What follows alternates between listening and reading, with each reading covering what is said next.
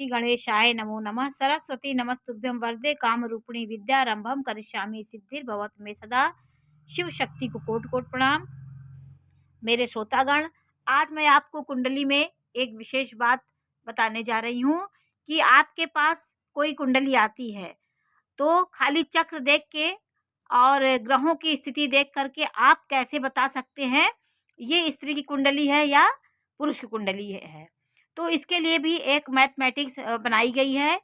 किन किन किसको किसको आप जोड़ें, किससे भाग दें तो सम संख्या आए तो स्त्री की कुंडली है, विषम संख्या आए तो पुरुष की कुंडली है।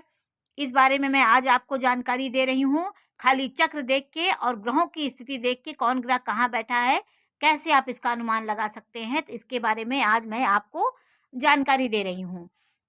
कि जैसे आपके पास कोई कुंडली आई तो आप सबसे पहले क्या करेंगे, उसके राहु की संख्या, राहु जिस राशि में हो उस राशि की संख्या लिखनी होगी, फिर लग्न की संख्या लिखनी होगी, फिर सूर्य की संख्या लिखनी होगी। फिर उसके बाद आपको 3 जोड़ना होगा। उसमें जो टोटल आएगा उसको हम 7 से भाग देंगे। 7 से भाग देने पर जो शेष आएगा, यदि सम राशि है तो स्त्री की कुंडली है, यदि वो विषम राशि है तो पुरुष की कुंडली है। तो मैं चक्र के माध्यम से भी आपको जानकारी दे रही हूँ कि जैसे ये कुंडली है। देखिए, इसमें राहु 12 में है, मतलब मीन राशि में राहु है। तो हमने देखिए उसको मीन राशि में लिख लिया, यहाँ पे 12 नंबर लिख लिया।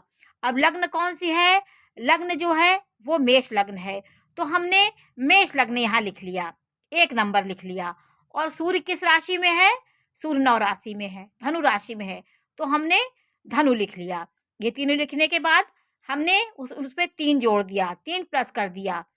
ये एक सिस्टम है निकालने का, तो उस हिसाब से मैं आपको बता रही हूँ। 3 उसमें जोड़िए आप, आपका टोटल जो आता है उसको 7 से भाग दीजिए। 7 से भाग दीजिए, जैसे इसमें आया है 25, हमने 7 से भाग दिया तो 7 त्रिक 21 आया। 21 में 5 में से 1 गया 4, तो सम संख्या आई, तो ये स्त्री की कुंडली है। ऐसे आप अपनी भी कुंडली देख के निकाल सकते हैं। यदि और पुरुष की कुंडली देखिए कैसे होता है, पुरुष की कुंडली भी इसी तरह बनाने का सिस्टम है। राहु की संख्या आप लिखेंगे और लग्न की संख्या लिखेंगे, सूर्य की संख्या लिखेंगे, फिर 3 उसमें जोड़ देंगे और उसके बाद 7 से भाग देंगे। यदि विषम राशि आती है तो पुरुष की कुंडली है। इसको भी मैं उदाहरण के रूप में आपको समझा रही हूँ। ये सचिन तेंदुलकर की कुंडली है, इसको मैंने रख करके बताया है कि देखिए इनके कुंडली में राहु किस नंबर पे है, राहु का नंबर 9 है, तो मैंने यहाँ 9 लिखा। और लग्न कौन सी है, कन्या लग्न है, उसका संख्या कौन है, 6 है, तो मैंने 6 लिखा। और सूर्य किस राशि में है, सूर्य मेष राशि में, तो मैंने मेष लिखा, 1 लिखा, 1 लिखा। फिर उसके बाद 3 उसमें जोड़ दिया, 3 जोड़ने के बाद आया 19, फिर 7 से हमने भाग दिया, तो 7 से भाग दिया तो 2 7 दूनी 14 आया। 14 में हमने 19 को घटाया तो 5 आया, तो विषम राशि आई, तो ये पुरुष की राशि है। ऐसे ये सूत्र है, इस सूत्र को आप अपनी कुंडली भी आजमा के देखिए तो आपकी विषम राशि आएगी। यदि आप पुरुष हैं, यदि विषम राशि आई, विषम राशि आप जानते हैं 1 1 7 9 11 5 1, मिथुन राशि, तुला राशि, धनु राशि, कुंभ राशि, सिंह राशि और मेष राशि, जो 2 से नहीं कटे। और सम राशि 2 4 8 6 10 और 12, तो ये तो आप जानते ही होंगे। सम विषम राशि के बारे में भी आप जान गए होंगे। आप अपनी कुंडली में भी आजमा के देखिए।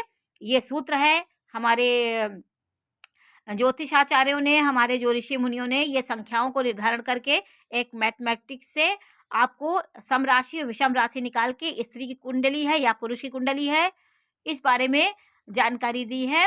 तो आप अपनी कुंडली में भी इसको देखिए। एक बार आप फिर देख लीजिए।